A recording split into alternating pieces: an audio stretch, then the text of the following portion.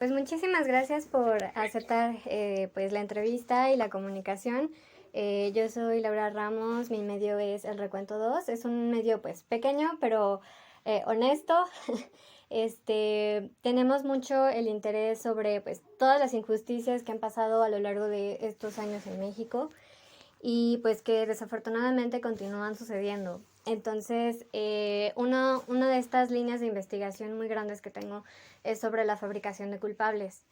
Entonces, quería pues conocer y acercarme un poco más también a ustedes, a la Defensoría Pública, para conocer, porque yo sé que ustedes llevan muchísimos de estos casos.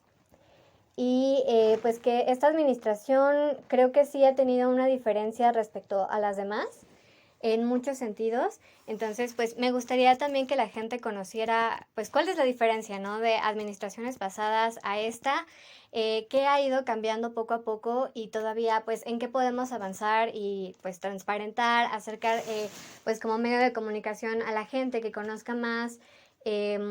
Cuáles son los recursos de los que dispone pues mediante nosotros como periodistas para pues poderles apoyar y pues también como ustedes como institución, ¿no? Claro, claro, Lau. Muchísimas gracias. En primer lugar me presento, soy Mauricio Pérez Hernández. Yo soy titular de la Unidad de Supervisión y Evaluación del Instituto Federal de Defensoría Pública. Justo como lo comentas, el instituto hoy día es una institución totalmente transformada. Yo te puedo decir que tengo, digamos, sí, conocimiento de causa, porque tengo 20 años en la institución, he sido oficial administrativo, asesor jurídico, director de área y ahora también titular de unidad, ¿no? Entonces, justo el instituto, como órgano auxiliar del Consejo de la Judicatura Federal, es el organismo constitucionalmente encargado de hacer efectiva el derecho de la defensa pública en materia penal, así como el acceso a la justicia en otras materias, ¿no? Como lo son la administrativa, la civil, la familiar, la laboral, ahora, ¿no? Digamos, tan nueva, tan novedosa, ¿no? Para nosotros, incluso con esta transformación de la reforma constitucional en materia de justicia laboral, sí, pero además también el instituto, ahora, como bien lo dices, se ha transformado, pero ha cobrado un auge. Todo esto gracias al apoyo y al interés tan grande de parte del ministro presidente, Arturo Saldívar, que ha hecho posible esto, ¿no? Nosotros actualmente tenemos muchos recursos que se pueden utilizar y se deben utilizar precisamente para hacer efectivo el derecho a la defensa. Por ejemplo, te puedo decir una unidad en materia de litigio estratégico en derechos humanos, ¿no? También creación del ministro presidente, propuesta en sus líneas de trabajo, pero también tenemos una secretaría específica en materia de tortura, ¿no? Tratos crueles e inhumanos. Todo esto, la verdad es que ha sido un gran auge, un gran impulso, un gran avance, precisamente para eficientar los derechos de las personas justiciables, ¿no? Entonces, yo creo que es muy importante, como tú lo dices, que todas las personas particulares, incluso las demás instituciones, tengan conocimiento de lo que nosotros hacemos. Es muy importante, incluso quiero comentarte rápidamente que también a través de un acuerdo general, el Consejo de la Judicatura Federal, autorizó al Instituto Federal de Defensoría Pública a ejercer una representación extraordinaria a todas aquellas personas que interrumpen por cualquier causa, a todas aquellas personas gestantes, el embarazo, ¿no? Todo esto incluso viene a colación con esta reforma constitucional en materia precisamente de la despenalización del aborto. Más bien este criterio que llevó justo a despenalizarlo y por ende a nivel, digamos, Suprema Corte de Justicia y por ende a todas las instituciones, tanto locales como federales del país, ¿no? Esto es muy importante, de verdad, que nosotros incursionemos en materias que probablemente en otras administraciones no lo hubiéramos pensado. Tenemos ya también esta parte del amparo familiar, ¿no? A nivel constitucional, esta materia tan sensible para todos y todas los mexicanos. Creo que hay mucha materia que está estancada en juicios locales, ¿no? Y que nosotros no podíamos hacer nada precisamente por no ser de nuestra competencia. Ahora, las y los asesores jurídicos federales son quienes están encargados precisamente de hacer valer esta nueva materia y de constitucionalizar precisamente esta materia familiar, ¿no? Entonces, sí, de verdad hay muchas novedades, hay muchas cosas que la gente debería de saber y que estamos trabajando muy duro para que esto sea posible a través de todas las redes sociales, a través de estos medios tan importantes, incluso como el tuyo, a través de los canales, ¿no? Institucionales del propio Consejo de la Judicatura Federal.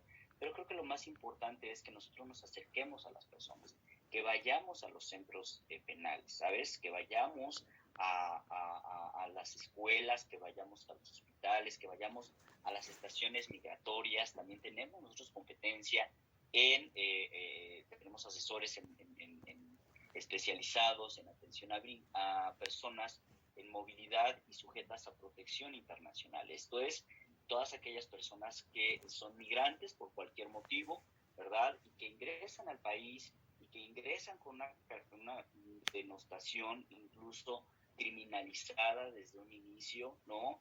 Se les hay un estereotipo de la persona migrante, que es una persona que va a venir, que va a criminalizar, que va a ejercer actos, ¿no? Fuera de la ley. Y la verdad es que debemos acabar con todas estas situaciones. Como dice nuestro ministro presidente, todos los derechos para todas las personas, ¿no?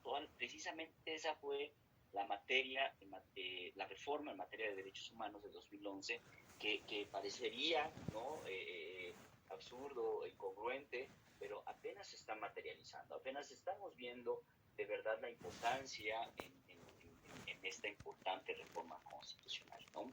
Entonces, pues tú pregúntame, la verdad es que por todo este cúmulo de cosas que nosotros conocemos, creo que es muy importante, tú lo sepas, ¿no? Incluso la semana pasada estamos de verdad muy contentos que la Corte haya estudiado un asunto muy importante que fue presentado por nuestra unidad de litigio estratégico en derechos humanos en materia de prisión oficiosa, ¿no? En materia precisamente de la revisión de esta medida a los 2 años de que una persona se encuentre interna y que es menester estudiar si está justificada o no, ¿no? Entonces, de verdad, muchos temas que sería muy importante hablar, a lo mejor no nada más en una entrevista, ¿no?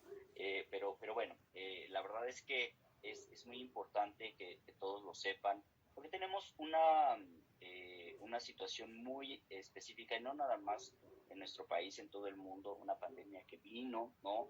A cambiarnos incluso la forma en que nosotros prestamos el servicio, ¿no? Quiero decirte que actualmente una persona puede levantar el teléfono en Defensatel, puede comunicarse con nosotros, le va a atender un abogado, una abogada que va a ubicar su problemática, ¿verdad? Y va a canalizar a esta persona precisamente a todas las áreas específicas o especializadas que tenemos en la institución, ¿no? Entonces, eso, otorgar precisamente orientación, asesoría, representación a través de los medios electrónicos, a través de una entrevista remota, ¿no? Todo esto cuidando pues la salud de todos los mexicanos, pero además siendo, digamos, esa parte tan sensible y tan importante, incluso cuando una persona no puede salir, cuando una persona está privada de su libertad, cuando una persona tiene discapacidad, ¿no? O por cualquier motivo o de cualquiera de sus formas. Entonces,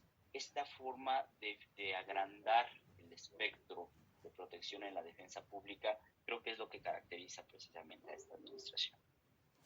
Sí, la verdad es que sí he notado yo pues distintas cosas, detalles tan simples quizás, por ejemplo. Se quedó apagado. Ay, discúlpame. Pues sí, la verdad es que te comentaba que se han notado cosas pues, distintas desde pequeños detalles como por ejemplo los letreros que tienen cerca de la zona, ¿no? Para que la gente que va caminando a veces se pierde y dice, ¿para dónde es, no? O sabe que la mayoría de estos edificios están cerca, pero creo que estos pequeños detalles son una forma muy importante también de acercar y de hacer accesible, ¿no? El instituto. Sin duda, tenemos también, por ejemplo, una estación ya del Metrobús, ¿no? Así con su nombre, Defensoría Pública. Eso de verdad nos orgullece muchísimo porque esto, como bien lo dices, estos detalles que probablemente a alguien se le hagan, pues sí, qué bueno, ¿verdad? Ahí también teníamos una estación Niños Héroes y sabíamos que estaba ahí los juzgados y no por eso hacía la diferencia. No, creo que esto es lo que debe pasar, lo que está pasando en esta institución, pero también el impacto tan grande que está generando entre las personas que menos recursos tienen. Porque probablemente muchas personas puedan llegar en vehículo, ¿verdad? Pero las personas que realmente requieren de nuestros servicios, aquellas que tienen la necesidad económica, ¿no? La necesidad de justicia, que el Estado les pueda proporcionar un abogado, pero además un abogado profesional, un abogado que se está capacitando continuamente. Ahora a través de la reforma constitucional también de 2021, en donde ya la Escuela Federal de Formación Judicial, que es la que se encontraba encargada de capacitar solamente a jueces, magistrados, secretarios, ¿no?, de juzgados, ahora constitucionalmente es una obligatoriedad que ella también capacite a asesores, a defensores y a todo el personal administrativo que conformamos esta institución. Eso también, de verdad, es algo muy bueno, es necesario. Ya se hacía, ciertamente, nosotros siempre hemos contado con la capacitación específica de la antes Escuela Judicial, Instituto de la Judicatura Federal, ahora Escuela Judicial, pero ahora incluso nosotros vamos a tener los concursos de oposición para ingreso y ascenso en las categorías del servicio civil de carrera. Van a ser justo tramitados, van a ser organizados y van a ser implementados y además se van a llevar a cabo a través de este órgano tan importante también del Consejo de la Judicatura. Lo que da, de verdad, una total transparencia en materia de asignación de las plazas, ¿no? En defensa, en asesoría jurídica, en todas sus vertientes. Y eso es muy importante, que los mexicanos sepan, que todas las personas sepan que la persona que tienen enfrente es una persona que está capacitada, que está de verdad sensibilizada, diría yo, para entender su problemática y además para poderla resolver, ¿no? ¿Cuántas veces, Lau, hemos ido a una institución pública, ¿no? Y de verdad nos encontramos, hay una frustración por parte del gobernado en que pues vemos que no hay una empatía de parte del servidor público, ni siquiera nos voltean a ver, ¿sabes? O sea, ya le estamos preguntando algo y ya nos están diciendo que ahí no es, que nos vayamos, ¿no? O sea, vamos, hay muchas cosas que creo yo deben de cambiar. Y la Defensoría y los órganos del Estado, a través del Consejo de la Judicatura, no son la excepción, ¿no? Somos humanos, somos perfectibles, somos precisamente... nosotros también tenemos problemas, incluso de tipo jurídico, ¿no? Y perdemos de vista que ese lado sensible, ese lado humano, ese lado de verdad, concientizar que estamos en una época muy difícil y que nos está tocando enfrentar. Pero además que hay personas que tienen muchísimo más vulnerabilidades, ¿sabes? Esas personas son las que debemos nivelar en un plano a la persona que sí puede caminar, a la persona que sí puede ver, a la persona que está en libertad, ¿no? Debemos igualarlos, tienen que tener igualdad de circunstancias para poder enfrentar las problemáticas jurídicas que día a día tenemos en todos los sentidos, ¿no? Entonces, esto de verdad que nos ha llevado a tener un cambio total de mentalidad en la prestación del servicio público, pero sobre todo en la prestación de un servicio de defensa pública que es tan sensible para todos y tan necesario, ¿no?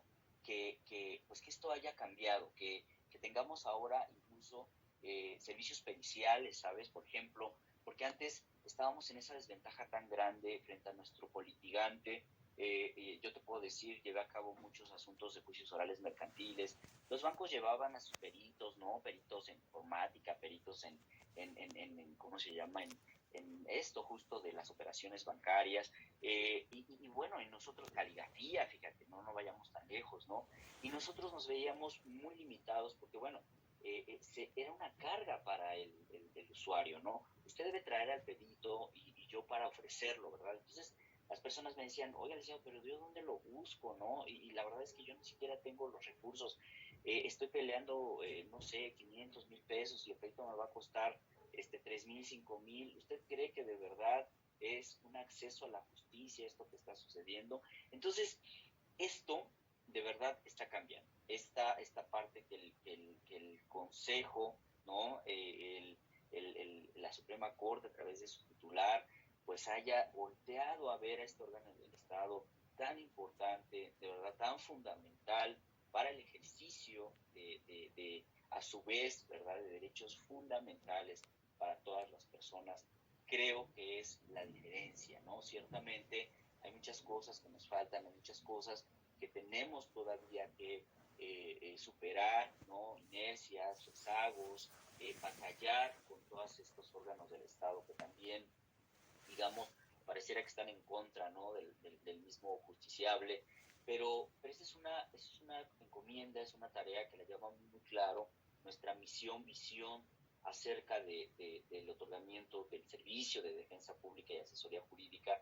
De verdad es una de las cosas que las tenemos muy claro ya desde hace mucho tiempo, pero ahora con una ayuda y un respaldo total acerca de este órgano tan importante como es el Consejo de la Judicatura, ¿no? Sí, justo, pues te quería preguntar, ¿cómo es que se relacionan las instituciones, ¿no? Por ejemplo, el presidente ha dicho, bueno, yo no me voy a meter en temas de justicia porque es otro poder, ¿no? Pero en esta situación, ¿cómo la Suprema Corte, la Judicatura, Gobernación, cómo se interrelacionan para poder resolver los casos? Fíjate que hay una cooperación interinstitucional entre órganos del Estado que justo por eso nosotros también tenemos una Secretaría Técnica especializada en cooperación interinstitucional. Es decir, no solamente al interior de los órganos del Consejo, sino a través de todos los demás órganos del Estado. Y estos van desde organismos públicos, locales, estatales, municipales, federales, ¿no? En donde nosotros tenemos mucho que ver ciertamente con órganos del Consejo, la Contraloría, la Unidad General de Investigación de Responsabilidades Administrativas, ¿no? También una de las aportes de esta administración, que y todas las servidoras públicas demos cuenta de todos nuestros actuares en materia de rendición de cuentas, ¿no? Pero también tenemos nosotros relación con las comisiones de derechos humanos, tanto la nacional como las estatales, ¿no? Tan importantes en materia justo, ¿verdad?, de derechos humanos, pero también en materia de quejas e inconformidades de parte de las personas que no están recibiendo un trato digno, que no están recibiendo un servicio público justo de calidad, ¿no? Y sobre todo rápido y eficiente. Entonces, todos estos órganos del Estado interactúan a través de esta Secretaría Técnica, pero también a través de los demás organismos que pueden acercarse a nosotros, ¿verdad? Ahora simplemente con el envío de un correo electrónico, no ahora tan importante, y con eso es más que suficiente. Hace rato te hablaba de Defensatel, pero olvidaba decirte también, pues, que tenemos nosotros estas vías de comunicación a través de las redes sociales, a través del mismo correo electrónico, y todas ellas son atendidas. Son atendidas puntualmente a nivel interinstitucional, pero también a nivel personas, ¿no? O sea, que una persona sepa que si nos va a escribir, que si le va a escribir a nuestro director general, que si le va a escribir a la titular de la unidad de asesoría jurídica, de defensa penal, de supervisión, como es el caso, le vamos a contestar a esa persona, ¿sabes? O sea, ¿cuántas veces no hemos tenido la necesidad de pues, presentar una solicitud de transparencia, ¿verdad? Para que a través del instituto competente, pues sepamos qué es lo que está haciendo una institución, ¿verdad? Nos rinda cuentas de su actuar. Y eso no es necesario, estrictamente necesario en este caso, ¿no? Pueden escribirnos directamente y nosotros les vamos a contestar, pero sobre todo vamos a atender las problemáticas reales, inminentes, ¿no? Una persona pueda estar llevando a cabo. Incluso te puedo dar un ejemplo, ahora en pandemia, muchas personas, y tú lo sabes, ¿no? Fue un hecho notorio, ya no estaban recibiendo los servicios de salud, ya ni siquiera les estaba viendo rebasado el Estado en esta materia, pero pues, ¿qué pasaba? Las personas allí en los estacionamientos, sin una atención, sin un trato digno, en sus casas, ¿no? Sin posibilidad de que alguien les pudiera hacer valer un amparo, ¿no? La Constitución habla que el juicio de amparo lo puede promover, digamos, en esta materia, pero también en desaparición forzada, en tratos crueles, inhumanos, en privación de la libertad, ¿no? En destierro, deportación, esta parte que te comentaba hace rato de la migración, habla de que cualquier persona puede promover en nombre de esa otra, incluso personas menores de edad, niños, adolescentes, lo pueden hacer, y el Estado debe responder. El Estado debe emitir esas respuestas, esas medidas urgentes para que esa persona, ¿verdad?, sea escuchado, tenga un trato digno y sobre todo tenga una solución al problema, a la problemática que la queja de manera urgente, ¿no? Hay cosas que no pueden esperar, que no podemos nosotros permitirnos pues ir a algún lugar a tramitarlo, ¿no? Porque pues no hay de otra forma que me puedan atender.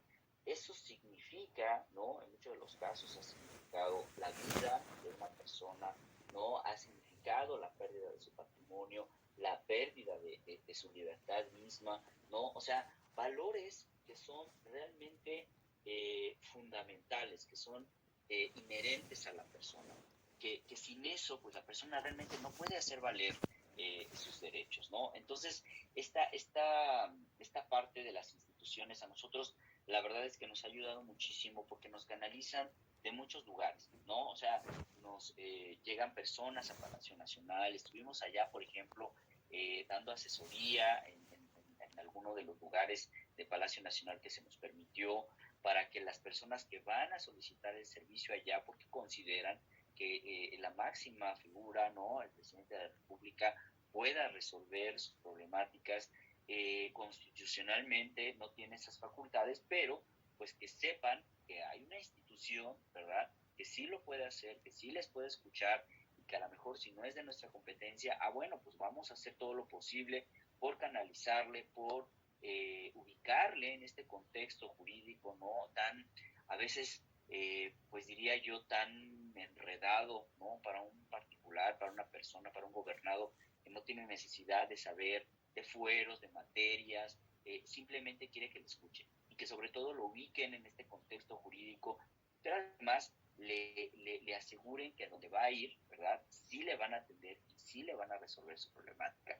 ¿Cuántas veces no nos ha pasado que nos íbamos a todos lados y el último lugar al que llegábamos ya totalmente exhaustos, ¿no?, en todos los sentidos, era el que sí se trataba, el que sí iba a resolver nuestros problemas? Pues ahora debe ser al revés, ¿sabes? Ahora debemos nosotros ayudar a que las personas, si nosotros no lo vamos a hacer, bueno, pues allanarles el camino, ¿no? Eso creo que es muy importante en el servicio de orientación que damos. Ahora a través del teléfono, ahora a través de un correo, a través de una red social, salió el instituto digamos, al mundo virtual, pero también a esa parte tan necesitada de las personas que nosotros forzosamente antes teníamos que llenar unos formatos, ¿no?, que además las personas nos tenían que firmar, y ya después de todo eso, ahora sí los canalizábamos, ¿no?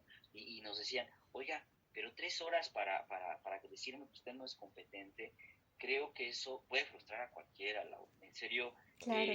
puede incluso llevar a que esa persona se vuelva violenta, que esa persona se volque, ¿no?, en contra de las instituciones, y justo ahora, que no teníamos hace años, ¿no?, entonces muy jovencita, muy probablemente no lo recordarás, pero antes no había posibilidad de subir un tweet, de subir un Instagram, de subir un Facebook, ¿no?, un estado en donde, oigan, estoy aquí, nadie me oye, no tengo posibilidad, alguien que me pueda, estoy en un hospital, me estoy muriendo, requiero de atención médica especializada, y ahora con eso nosotros nos hemos realmente hemos aprovechado, ¿no?, este auge en estas posibilidades de que las personas puedan pedir el servicio de alguno de nuestros servidores públicos, ¿no? Son parte, de verdad, de las acciones que se están tomando de parte de esta institución y creo que han funcionado. Tenemos también, te quiero comentar, acciones colectivas, ¿no? Ahora ya una persona puede saber que su problema no es el único. Cuando vamos y una línea aérea nos dice, ¿sabes qué? Ya perdiste tu vuelo, ya no hay posibilidad de que te regrese, pero tenemos 100 personas, estamos en la misma situación. Nuestro derecho al internet, ¿no? De repente ya no tenemos, y ahora, digo, siempre ha sido fundamental, pero ahora muchísimo más, ¿no? Y bueno, y nos quedamos sin el servicio, ¿y qué hacemos? Bueno, tenemos el derecho de ejercer una acción colectiva a través de las y los asesores jurídicos, ¿no? En cada uno de nuestros estados, quiero decirte que tenemos 32 delegaciones del instituto en cada uno de los estados de la República, ¿no?, en donde hay asesores jurídicos y evidentemente en cada una de las localidades en donde haya un órgano investigador, un juzgador, un tribunal, ¿no? Se encuentran las y los defensores públicos en materia penal. Entonces, si tú ves, realmente teníamos como toda esa proyección, pero no era suficiente. Y creo, estoy convencido, todavía no lo es. Todavía nos hace falta mucho que explorar, mucho que reformar, que cambiar, precisamente para que las personas puedan tener realmente un servicio que les garantice, ¿no?, una solución a su problemática. Una solución que va, como lo comentábamos hace rato, de revisar si realmente está justificada la prisión preventiva que le fijaron, que si está justificado o no, que esa persona esté en una estación migratoria cuando solamente venía como turista, ¿no? Yo quiero imaginarme nosotros qué haríamos en un país extranjero, que nadie nos escuchara y que no habláramos el idioma y que, ¿sabes? Toda esta parte en donde creo que nosotros estamos teniendo mucha injerencia, ¿no? Tuvimos un amparo colectivo en donde se pudo realizar en favor de muchas personas migrantes sin siquiera conocerlas, ¿sabes? O sea, esa parte en donde yo ya quisiera, si yo tuviera una necesidad, que alguien promoviera en mi nombre y que ni siquiera me conociera, que ni siquiera yo haya tenido necesidad de ir y decirle, oye, estoy sufriendo una situación de privación de la libertad ilegal, no puedo hacer valer mis derechos, no tengo la posibilidad económica y en muchos de los casos ni siquiera puedo comunicarme al exterior, ¿no? Porque hablo en dialecto, porque hablando también en materia de personas indígenas. Nosotros tenemos ya a defensores, defensoras, a asesores, asesoras en más de 141 variantes lingüísticas en donde nosotros podemos ubicar, ¿verdad?, a esa persona en su lengua materna, ¿no? Y creo que eso es muy importante, de verdad, el hecho de que no solamente quede en el discurso, no solamente quede ahí en una ley, no solamente quede en las facultades que a lo mejor nunca se ejercieron,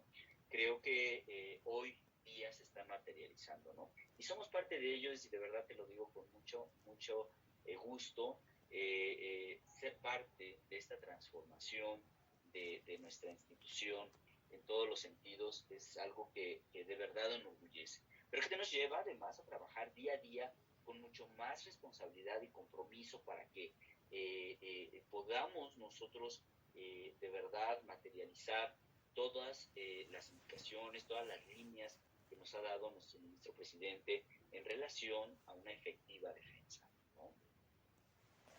Sí. Vulnerables, ¿qué otro tipo de grupos ustedes habían detectado que no se les daba pues la atención o que ahí no había pues como tanto éxito en el tipo de casos que se llevaban? Fíjate que justo tuvimos una semana de concientización del VIH y tuvimos oportunidad de tener contacto y sobre todo coordinarnos en una semana informativa, pero además muy importante porque nosotros nos ha tocado representar a personas de la comunidad LGTBI y Q+, y la verdad es que es muy importante que las personas sepan sus derechos. La Corte pues ha establecido, como lo sabes, que el matrimonio igualitario, no todas las constituciones locales que no lo previeran o que establecieran más bien, es que la cuestión no es que lo prevea expresamente, más bien que intrínsecamente haya una prohibición, ¿no? En muchas de las constituciones se establecía que el matrimonio era la unión entre un hombre y una mujer, ¿no? Así de tajante y así de, digamos, pues delimitante. Entonces, la Suprema Corte de Justicia de la Nación se pronunció en relación a que pues toda disposición que estuviera en ese sentido pues era inconstitucional, ¿no? Entonces, hemos trabajado de verdad con muchas instituciones, hemos trabajado con muchas personas activistas, pero sobre todo las personas pueden llegar directamente con nosotros. Ayer mismo, fíjate que estaba viendo una noticia que en Cancún ya se logró, una pareja homoparental logró el reconocimiento de adopción de sus dos niñas, pero además lo importante de todo el asunto es que fue a través de una gestación asistida, es decir, sí era hija de ambos, de ambas personas, y la verdad es que esto también es muy interesante. Nosotros tenemos competencia en materia de representación especial, Laura.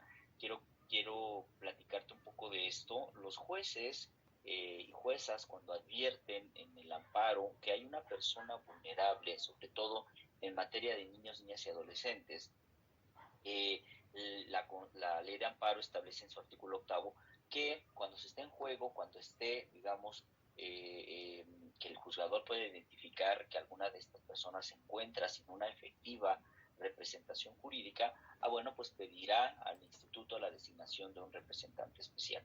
Y hemos tenido, de verdad, muchos asuntos en los cuales ha sido la diferencia que un niño o niña adolescente tenga una representación por sí mismo, porque muchas veces los padres en el ánimo, pues en la contienda que ellos tienen en materia familiar, pues pierden de vista que los niños per se, las niñas, los adolescentes tienen derechos que deben y puedan hacer valer. ¿Y quién los va a hacer valer? Evidentemente, pues ellos no, en su posición.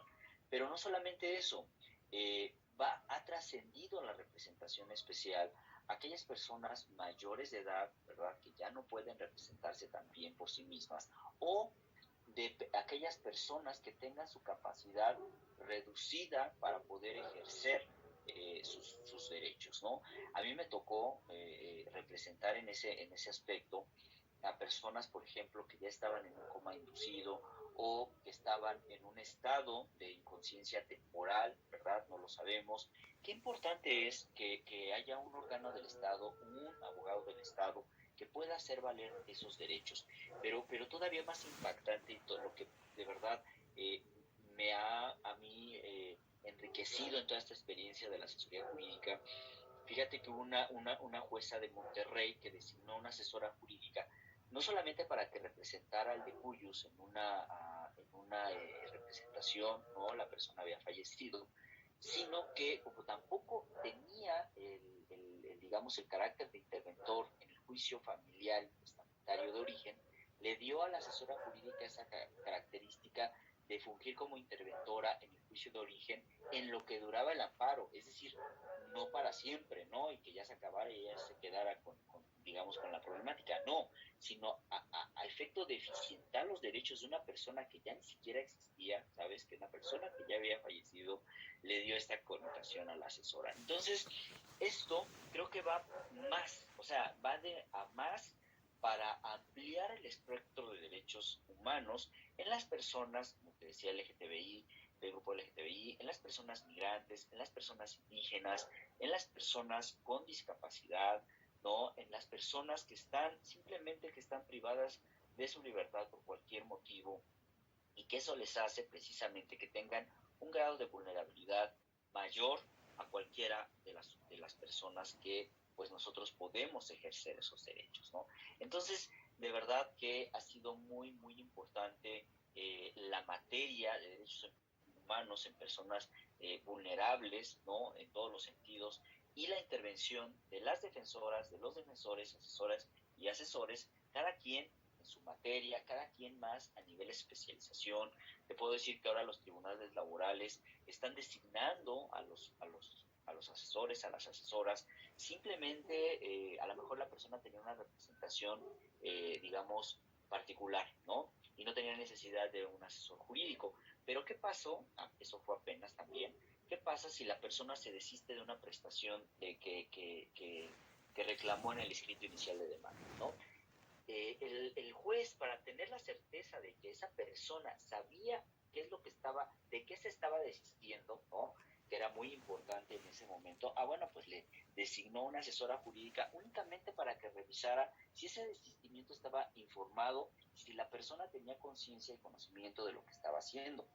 Y de esa manera tuvimos intervención, se le pudo asistir a la persona y así el juez quedó convencido de que la persona tuvo una adecuada representación con, digamos, con una cuestión mínima, si se quiere, pero una cuestión mínima que puede trascender, ¿verdad?, a un fallo en donde probablemente al rato la persona ya no tenga oportunidad de volver a intentarlo porque ya va a haber una cosa juzgada. Entonces, en todo este tipo, digamos, como de cuestiones que pudieran pasar desapercibidas, es que tiene presencia el instituto, ¿no? Es que, digamos, se está materializando todo este esquema de trabajo que ha tenido y que ha llevado a cabo el maestro Netzaí Sandoval, y que además también, en fecha muy reciente, que lo ratificaron, ¿no? Hubo una ratificación por parte del Consejo. Estamos en una planeación trianual precisamente para ver todos estos objetivos, ¿no?, a corto, mediano y largo plazo del instituto, pero que además tengan indicadores, tengan todos estos objetivos de cada una de las áreas, precisamente para que nosotros seamos los que no ejercemos la función sustantiva, pero que seamos parte de esa maquinaria para que todos estos proyectos que vienen todavía muy grandes acerca del instituto y en muchos otros temas de parte de la sociedad, pues tengan realmente impacto y se desarrollen y además se implementen, ¿verdad?, con la urgencia y con la necesidad que se requiere. Todo ello, de verdad, te lo comento en un plano de claridad, de seguimiento también a las líneas de trabajo del ministro presidente Arturo Saldívar, ¿no? Entonces, creo que eso ha marcado la diferencia. Eso de verdad es muy importante que nosotros tengamos conciencia. El trabajo sí se hacía, las representaciones sí se ejercían, la defensa adecuada sí existía. Sin embargo, estaba limitada, ¿sabes? Estaba limitada y precisamente por los mismos órganos del Estado, no por la persona, no porque nos quedáramos nosotros con digamos, hubiera hecho más, hubiese, no sé, hecho valer esto, ¿verdad? Convencionalidad. Antes, cuando íbamos a nosotros a ver qué órganos del Estado, apenas el día viernes hubo un criterio, un precedente judicial ahora, que vino a sustituir una de las formas en que se generaba la jurisprudencia, que era la reiteración, ¿no? A decir que tanto en amparo indirecto como directo, los órganos, los juzgadores, ¿no?, los órganos del Estado estaban obligados a ejercer un control ex oficio de convencionalidad. Esto de verdad viene a marcar una diferencia total, viene a cambiar la visión del juzgador cuando en algunos otros criterios también jurisprudenciales se decía que no lo podían hacer, que tenían que ejercer un control concentrado, es decir, que primero tenían que atender el ordenamiento interno, ¿no?, nuestra constitución y nuestras leyes, y ya, si ahí quedaba un recoveco, si bueno, pues ya acudíamos, ¿verdad?, a los tratados o a las convenciones de las que México son parte. Y ahora no, ahora es al revés, o sea, ahora el mismo juzgador debe de estar obligado a ejercerlo, pero además ni siquiera las partes se lo tienen que decir, ¿no? Ahora, qué importante es que también los asesores, los defensores tengan esa capacitación, ¿verdad? De que pues si el juzgador no lo advirtió, no lo vio, no se lo hicieron valer, bueno, pues es al asesor, el defensor a quien le corresponde ejercer toda esta gama de derechos que tienen las personas. Fíjate, te cuento un asunto muy rápidamente. Las personas, los niños, niñas migrantes, no tenían posibilidad de obtener un acta de nacimiento, ¿no? Y obviamente tampoco podían obtener una clave única de registro de población, lo cual es fundamental para toda persona que se encuentre en el territorio nacional, porque si no, no puede acceder a los derechos de salud, no puede acceder, incluso las personas mayores, a un trabajo remunerado, no puede acceder a cuestiones mínimas de salud, de educación, ¿no? Entonces, un asesor jurídico hizo valer esto en San Luis Potosí y el asunto llegó hasta la Suprema Corte de Justicia, en donde se dijo que efectivamente todas las niñas y los niños y el Estado estaba obligado a realizar de manera inmediata el registro y otorgarles una clave única de registro de población. Esto respetando y observando su derecho a la identidad.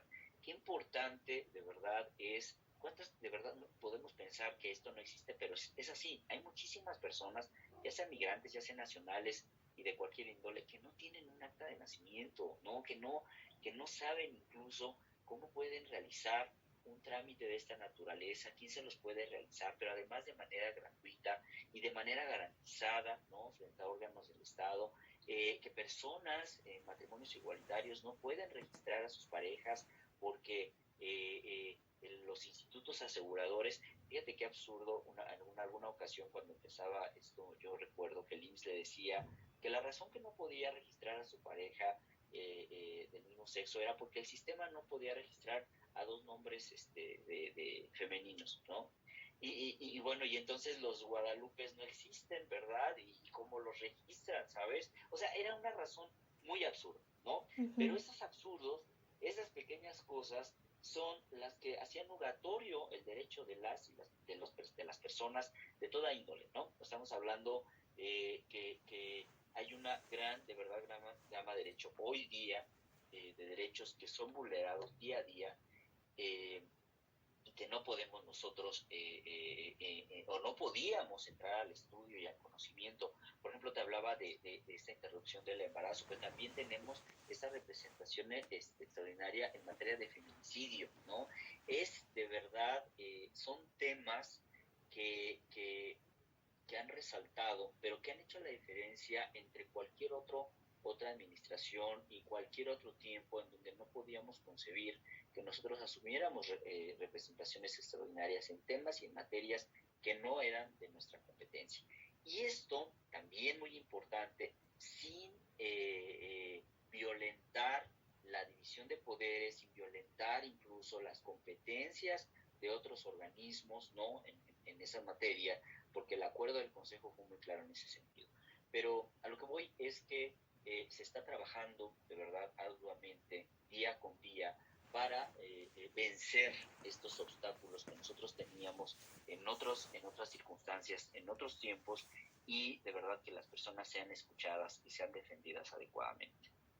Sí, por ejemplo, en ese sentido, regresando un poco a administraciones pasadas, se decía, o bueno, la promesa era que la justicia, que las defensas, que los procesos iban a ser científicos. Y pues creo que realmente si vemos un poco los casos, pues de científicos tuvieron pues poco, ¿no? Porque mucha gente que está afuera pidiendo que se lean los expedientes, pues es precisamente porque, por ejemplo, a la hora de fabricar un culpable o un delito, una carpeta, pues uno sin ser abogado puede notar pues muchas inconsistencias, ¿no? Que ni siquiera hay una coherencia en la línea del tiempo o en los eventos, o no hay manera de comprobar que la persona acusada realmente cometió el acto del que se le acusa, ¿no? Entonces, también este proceso, cómo la defensa y la defensoría lo han podido ir desarrollando, o viendo el hecho de que, pues, supuestamente, creo que era una buena idea, ¿no? Que se hiciera de forma científica, pero se había llevado bien en esos momentos, se está llevando bien ahora. ¿Cuál es la diferencia en ese sentido? Creo que es fundamental la participación de las personas técnicas, de las personas expertas digamos, en cualquier otra rama del derecho, de la ciencia, ¿no? En donde precisamente el derecho, el experto, como en este caso era el juez, ¿no? El perito de peritos en materia jurídica, pues tuviera acceso precisamente a otras experticias, a otras materias, pero sobre todo es el conocimiento técnico.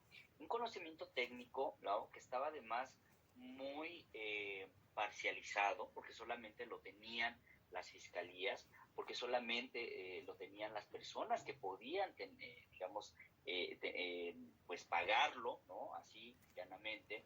Esto pues incidía justamente en, pues, en toda este aparato científico y en todo este cúmulo probatorio en que un caso tenía, ¿no? Y nosotros lo hemos visto, o sea, es más, no es lo mismo ahora cómo se elabora o cómo se allega el juzgador a un dato de prueba mediante actos de investigación, ¿no?, a cómo se hacía, digamos, pues hace algún tiempo, en donde había un sistema completamente distinto al actual que rige el sistema penal acusatorio, ¿verdad?, en el que de verdad nos quedábamos, y creo que hasta la fecha podemos decir que nos íbamos a quedar siempre con la duda si efectivamente esta cuestión ocurrió tal cual.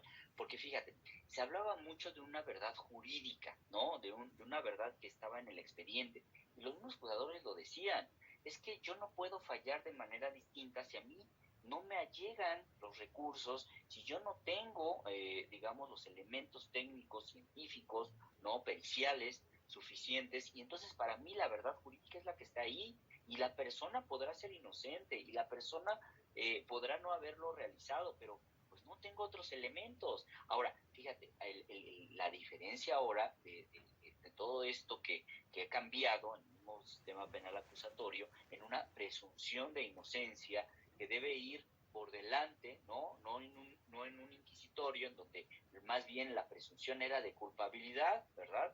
Y que hasta el momento, desgraciadamente, si te lo digo, muchas personas todavía están padeciendo esos errores del pasado, muchos errores del sistema anterior, ¿no? No te quiero decir que todo era malo, que todo era corrupción y que todo estaba, no, pero cuántos casos tan emblemáticos, ¿no?, de personas justamente que no tuvieron acceso a un intérprete, por ejemplo, a un traductor en su propia lengua, que no tuvieron ni siquiera, digamos, una prueba específica, ¿no? Incluso puedo pensar en materia de violación, ¿no?, en materia de falsificación, en materia, no lo sé, una prueba específica que pudo haber marcado la diferencia entre entre una sentencia absolutoria y una condenatoria, ¿no? Hoy día, sí, el sistema penal acusatorio vino a cambiar definitivamente esta idea de que la persona era culpable, ¿verdad? Hasta que no se demostrara lo contrario. Ahora, las pruebas, la técnica, ahora como se concibe, la paridad de circunstancias entre las partes, la igualdad que se quiere lograr en materia probatoria, sí la podemos concebir, pero esto no va a ser, digamos, ni siquiera vamos a tener una visión completa si no hay una defensa adecuada. Es decir, podemos tener todos los elementos, podemos ser a todas luces una prefabricación de alguna conducta, pero quien la haga valer, que tenga realmente la capacitación, que tenga los elementos, además técnicos, probatorios, en todos los sentidos, que tenga esa autosuficiencia y que de verdad tenga una independencia, ¿sí? Hablando de la defensa de verdad independiente. ¿Por qué? Porque estaba plagada de muchos vicios que no vale la pena como enumerar, pero lo que sí vale la pena es decir que eso tiene y debe cambiar, ¿sí? De verdad, en favor de todo el sistema penitenciario como se establecía, ¿no? Que pues ya estaban al borde no al borde, ya estaban rebasados, ¿no?, todas y cada uno de los centros penitenciarios. ¿Por qué? Pues porque lo normal era que a una persona se le encarcelara y no tendría posibilidad de revisión de su caso, ¿no? De verdad es que hay una diferencia en ese sentido. Sí, justo hubo una frase que mencionó el titular Netzaí, la cárcel no es la solución a todo, ¿no? En ese sentido, pues creo que la población mexicana obviamente se vio pues muy afectada, muy dolida en cuestiones de seguridad, ¿no? Y creo que la narrativa fue, vamos a hacer una estrategia contra el crimen, vamos a hacer una estrategia contra los malos, Y entonces vamos a encerrar a los malos, y los malos son gente pobre, son gente que no tiene oportunidades y pues prefirió delinquir que ejercer una carrera, por ejemplo, ¿no? O no encontró otra cosa mejor que hacer y pues se puso a robar o a secuestrar, ¿no? Y creo que poco a poco se ha ido cayendo también esa mentira, ¿no? Creo que esta transformación también ha sacado pues muchas verdades ahí ocultas e incómodas de que no necesariamente la persona que es pobre es la que delinque, ¿no? Entonces, pues en ese sentido también ustedes, ¿cómo logran saber, pues precisamente, yo supongo que hay como estadísticas, ¿no? De la inocencia que tienen las personas, que yo supongo que ustedes lo saben, ¿no? Eh, ¿Cuál sería quizás un porcentaje de las personas que son inocentes y que están pidiendo apoyo de ustedes, ¿no? Híjole, yo pensaría de verdad que un gran porcentaje, Lau, de verdad, esta parte de criminalizar la pobreza, como bien lo dices y lo mencionas, creo que ya fue suficiente. Creo que tenemos de verdad muy claro que una persona en igualdad de circunstancias no estaría en los sectores penitenciarios solamente por haber digamos, haberse allegado un alimento, ¿no? Porque estaba en un extremo caso de necesidad, porque además a lo mejor a alguien simplemente se le ocurrió, ¿no? Entonces veía una película y decía, y nos da risa, pero la verdad es que esto existía muchísimo, ¿no? Las personas trabajadoras del hogar, ¿no? Ahora, que además, ¿cómo se les trataba con tanta denostación, ¿no? Trabajos del hogar, simplemente con decir con que la persona para la cual trabajaba, esta persona me robó, ¿no? Así, ¿cuánto? Millones, ¿no? Y ahí ya, eso era más que suficiente, ¿no? Ni sabías, ni te enterabas si efectivamente estaba el objeto del delito, si realmente se había quitado una propiedad, si realmente esa persona estaba hablando con la verdad, ¿no? Digamos, como por ponerlo un ejemplo en ese sentido, pero así se trataban las cosas, ¿no? Ahora, nosotros, evidentemente, que no se trata de decir, ¿verdad?, que todas las personas, en todos los casos, sea una persona inocente. Pero, pues tampoco se trata, ¿verdad?, de criminalizar a todo mundo y además de no darles la oportunidad de ahora incluso de ejercer estas nuevas figuras como son los criterios de oportunidad, ¿no? De sí probablemente determinar un asunto en el procedimiento abreviado porque pues va a ser bondadoso para muchos porque traemos esta cuestión de la reparación del daño, ¿no? De llegar a acuerdos reparatorios, pues no solamente es exclusivo de la materia penal, más bien se trajo de las otras materias precisamente por sus bondades, ¿no? Pero eso no significa per se, y es de hecho, ese es algo que tienen de verdad una encomienda muy grande los y las defensoras para que no todo lo estén terminando en el procedimiento abreviado, ¿no? Es decir, si hay elementos para acreditar la no culpabilidad de esa persona y además lo podemos hacer valer y en el menor tiempo posible, pues lo vamos a hacer, Lau, ¿no? No tenemos que obligar a la persona a decir, mira, esta es la solución más rápida, tú no lo hiciste, pero vas a decir que sí, ¿verdad? Y todo va a ser mucho mejor y aquí todos salimos ganando. No se trata de eso, o sea, no se trataba de que no hubiese más trabajo, ¿no? De que no pudiéramos nosotros judicializar, incluso provocar la judicialización de un asunto, pero porque sabemos que vamos a obtener una sentencia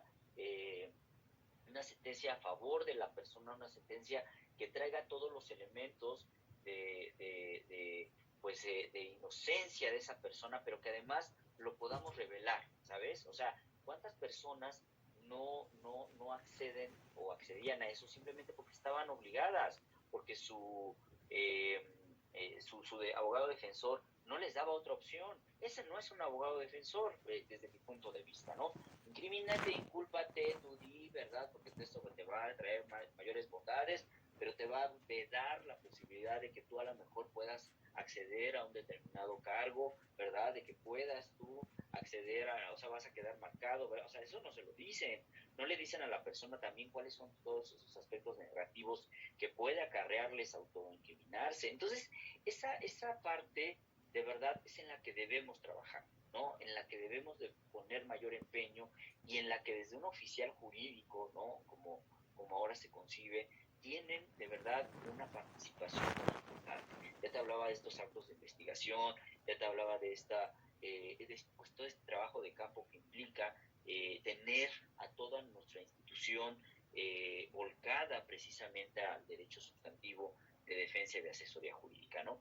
Esos yo pienso que son los principales retos hacia la institución en materia de defensa pública en materia penal, ¿no? En las otras materias, como ya más o menos te había ejemplificado, creo que también tenemos mucho por hacer.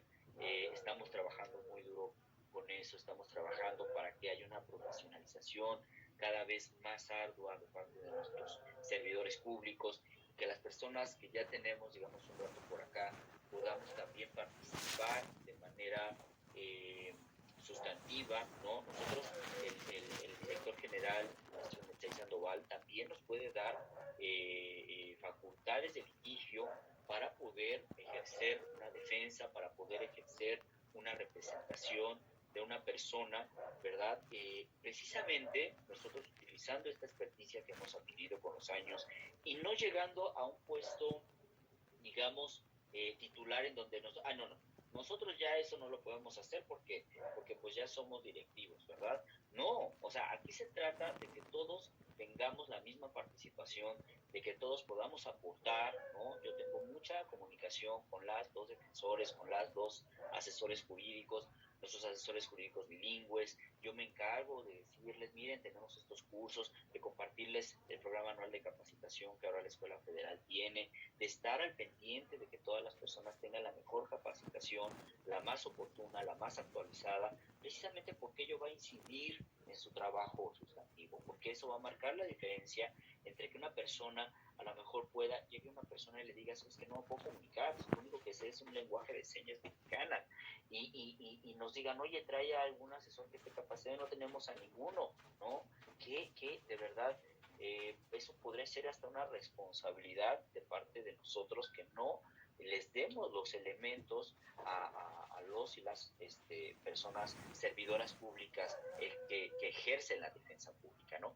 Entonces, toda esta parte creo que va a abonar y se va a notar mucho más, Laura, me puedo decir, muy, muy convencido, y a corto plazo. Y además eso es algo que yo creo que muy pocas instituciones puedan decir, ¿no?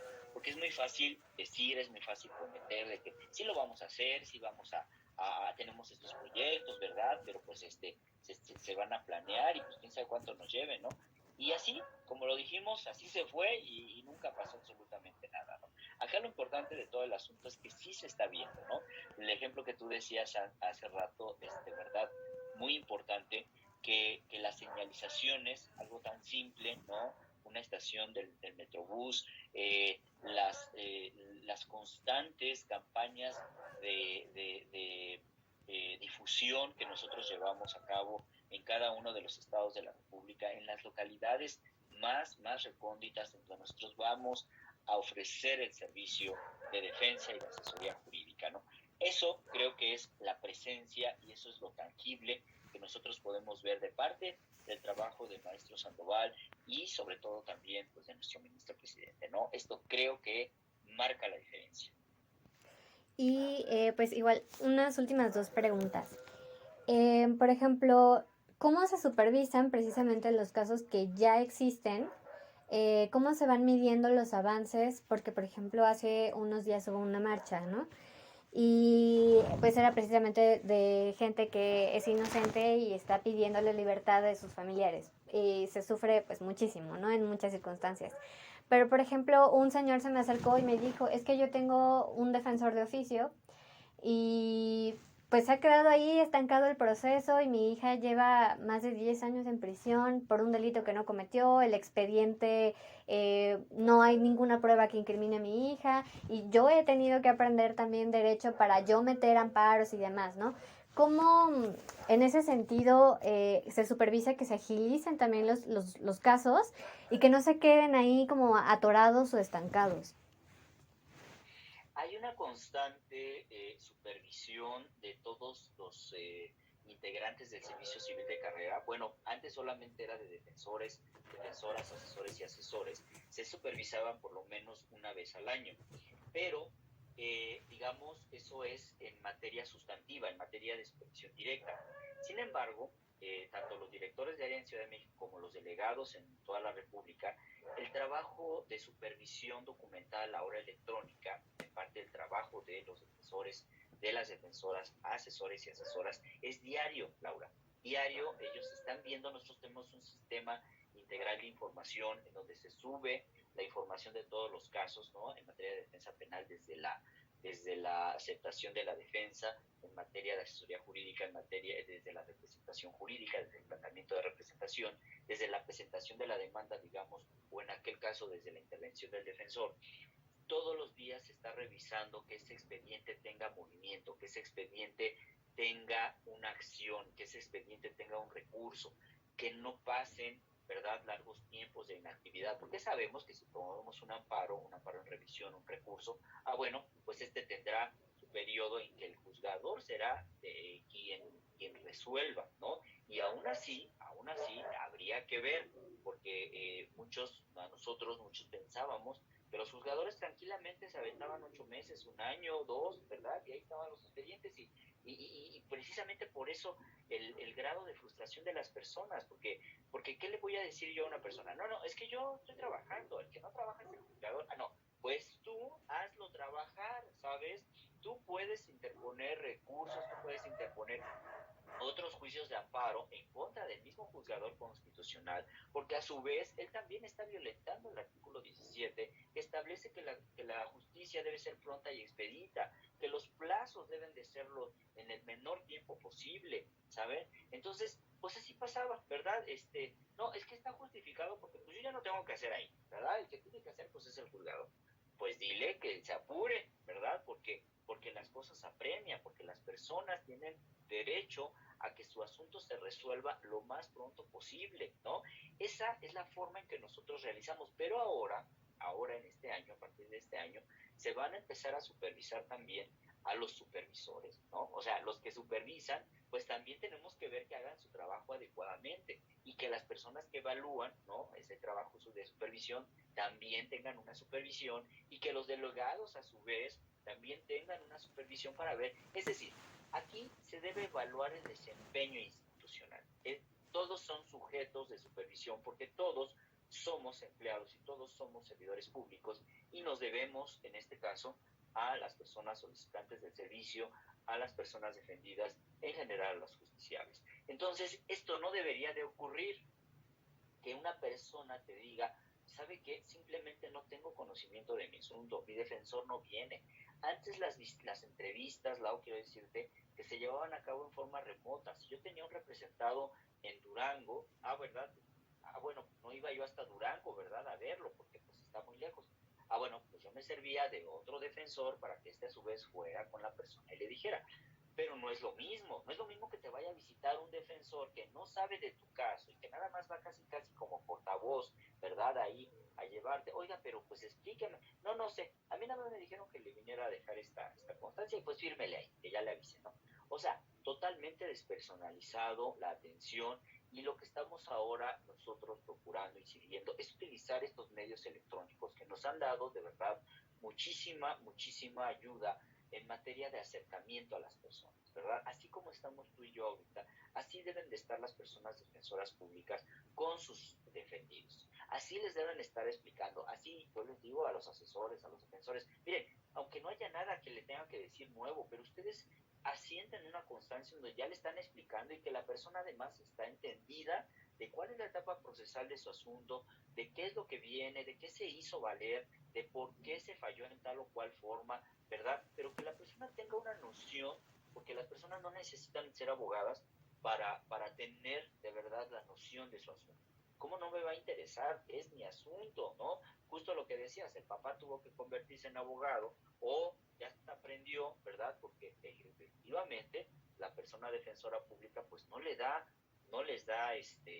razón, ¿no?, de sus asuntos. Entonces, esos casos de verdad que deben de terminar. Porque además, son casos que se llevan en queja ante la Comisión Nacional de Derechos Humanos, que ellos a su vez nos la hacen valer a nosotros y que nosotros mandamos a la Contraloría del Consejo de la Judicatura Federal para que investiguen probables responsabilidades administrativas de sus servidores públicos. Pero qué necesidad, Lau, o sea, de verdad, qué necesidad cuando yo puedo hacer mi trabajo y le puedo explicar a la persona y no voy a ser sujeto y no va a venir la Comisión Nacional, estatal, la que sea, a decirme que yo le tengo que estar informando a la persona y que yo debo hacer mi trabajo, ¿no? ¿Por qué debo esperar hasta que venga un órgano de control interno a decirme, oye, estás haciendo mal tu trabajo, debes tú estarle informando, debes tú estar promoviendo, debes tú estar impulsando el proceso, ¿no? Eso justo es lo que se encarga la unidad de la que ahora soy titular. Entonces, como sabes, como puedas tú percibir, todo lo que hacemos, lo hacemos de verdad con mucho compromiso, pero sobre todo, de verdad, con la convicción de que lo que estamos haciendo está impactando, ¿no? Precisamente en la defensa de esa persona. Probablemente yo no sea el defensor que esté llevando su caso directamente, pero las acciones que yo estoy implementando para que haya una defensa adecuada me convierte a su vez también en la defensa de esa persona y a su vez involucra a todos y cada uno de los integrantes de esta institución a nivel central y a nivel nacional, ¿no? Y, por ejemplo, una última. En alguna entrevista de una funcionaria de Segov vi que mencionaba que la Defensoría Pública tenía, pues, por asesor muchísimos casos. No recuerdo la cantidad exacta, pero eran una exageración, ¿no? Pues preguntar si es verdad cuántos casos aproximadamente tiene un asesor y si es pues suficiente. ¿Cuál sería la cantidad de casos ideal que debería tener? Si ha sido también por cuestión de presupuesto, de recursos, hace falta más. ¿Qué es lo que pasa aquí en esta situación? Justo la semana pasada emitimos unas medidas, unos indicadores a toda la República en el sentido que vamos a evaluar precisamente a las personas de acuerdo a sus cargas de trabajo. Y la persona que más asuntos tenía en materia de defensa penal rondaba aproximadamente los 350 asuntos por defensor. Y en materia de asesoría jurídica, como más o menos 300, ¿no? O sea, más o menos estaba como nivelado. Pero te puedo decir que hay ciudades, sobre todo fronterizas, donde están los asesores especializados en materia de movilidad, de migración, en donde de verdad superan los 800 asuntos por asesor jurídico. Entonces, es una carga extrema de trabajo. Yo creo que una carga, digamos, que se puede atender sin ningún problema, de una manera eficiente, pronta y expedita, no debe rebasar los 150 asuntos por asesor, por defensor, porque de verdad se vuelve imposible que diario, que me lo digan de verdad, que alguien diario esté revisando 300 asuntos, ¿sabes? O sea, materialmente no lo podría hacer. ¿Por qué? Porque implicaría que tuviese el apoyo, pues, no nada más de esta persona, sino de todo un equipo de trabajo, ¿no? Sin embargo, aún así, estamos nosotros trabajando arduamente porque en los lugares que haya mayor incidencia, como estos que te comento en materia de movilidad, pues haya más asesores, ¿sabes? Para que se puedan equilibrar las cargas de trabajo. Y en aquellas otras ciudades o localidades en donde la incidencia sea mucho menor, porque hemos detectado que hay ciudades en las que no llegan a los 50 asuntos, bueno, pues entonces tratemos, ¿verdad?, de llevar a esas personas a donde haya mayor incidencia para que las cargas sean identificadas. Sin embargo, creo que es muy difícil al día a día, ¿no?, sortear con esta situación porque depende de muchos factores, pero creo que esa sería la carga de trabajo adecuada. Sin embargo, como tú lo ves, pues sí rebasa, ¿no? Pero fíjate, con todo y esto, si nos comparamos, digamos, con una defensoría pública estatal, en donde los usuarios, las personas defensoras públicas locales, pues sí les rebasa el trabajo, incluso yo creo que más de 2,000, 3,000 asuntos, ¿no? Entonces, finalmente, la comparación es demasiado, y sí, de verdad, una persona que tenga esa carga de trabajo ya no puede estar otorgando un adecuado servicio. ¿Por qué? Porque finalmente lo va a rebasar, simplemente no podría estar en todas las audiencias de todas las personas que esté representando, ¿no? Nos va a pasar en materia laboral, creo que eso es inminente, ¿no? Viene una carga de trabajo de parte de juntas locales, federales de conciliación y arbitraje, de los tribunales de arbitraje de los estados, en donde ya la carga de trabajo los rebasaba, tenían asuntos de 9 años sin mover, ¿sabes? Entonces, es muy importante que nosotros estemos preparados para que eso no nos suceda, para que en nuestro caso los asuntos se resuelvan lo más pronto posible, y eso tiene mucho que ver precisamente que la persona esté comprometida con su trabajo y diariamente esté involucrado en cada uno de sus asuntos, porque la incidencia de asuntos que tenga en trámite va a bajar significativamente porque está trabajando. La persona que no está trabajando, que no está haciendo adecuadamente, que ni siquiera se entera de cómo está el asunto ni qué etapa procesal, va a tener una carga de trabajo extremadamente alta. Pero estamos trabajando en ello, y justo creo que eso también va a ser un indicador en este programa trianual que estamos iniciando, acerca de la eficiencia y de la efectividad de la Defensoría Fiscal. Pues muchísimas gracias. La verdad es que son temas súper, súper importantes y sí, me gustaría, por supuesto, continuar en otras entrevistas tocando todavía otros puntos que faltaron, que podrían faltar. Entonces, pues de verdad, muchísimas gracias por la confianza. Fue pues también muy